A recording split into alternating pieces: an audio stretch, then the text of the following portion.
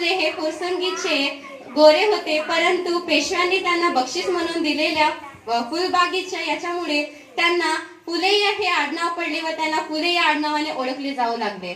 सावित्रीबाई फुले यांना ज्योतिबा फुले यांनी शिक्षण देऊन त्यांना भारताच्या पहिल्या शिक्षिका बनवल्या व त्या भारताच्या पहिल्या मुख्याध्यापिका या सुद्धा होत्या.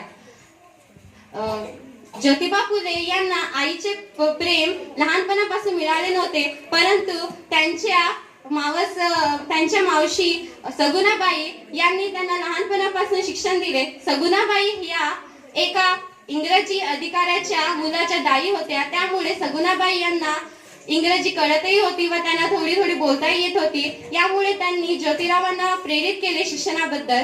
त्यामुळे ज्योतिरावांनी मुलींना शिकवण्यास प्रेरित केले. सगळ्यात पहिले त्यांनी आपल्या पत्नीला शिकवलं, ज्यामुळे त्यांना पत्नीला शिकवलं ज्यांनी अन्य मुली प्रेरित होतील. त्यामुळे अशा प्रकारे मुलींची संख्या वाढत गेली आणि सुरुवातीला त्यांच्या शाळेमध्ये प्रथम 6च मुली असायच्या. त्यानंतर हळूहळू ही संख्या वाढत गेली. मुलींना शिकवण्याच्या या कडतर कामामध्ये त्यांना अनेक कठीण परिस्थितीचा सामना सुद्धा करावा लागला. त्यांच्यावर शेण फेकू लागले, लोक त्यांना शिवागाळ करायचे, परंतु तरीही सावित्रीबाई फुले आणि ज्योतिराव फुले यांनी या परिस्थितीला हार न मानता समोर जाण्याचा प्रयत्न केला व मुलींना शिकवण्याचे चांगले कार्य केले.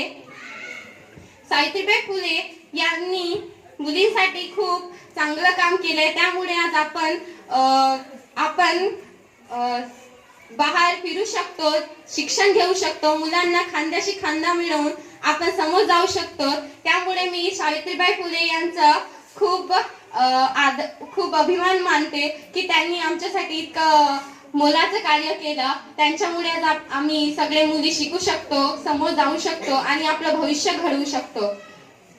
सावित्रीबाई फुले यांचा मृत्यू 10 मार्च 1897 मध्ये प्लेग या आजारामुळे झाला. एवढे बोलून मी माझे 2 शब्द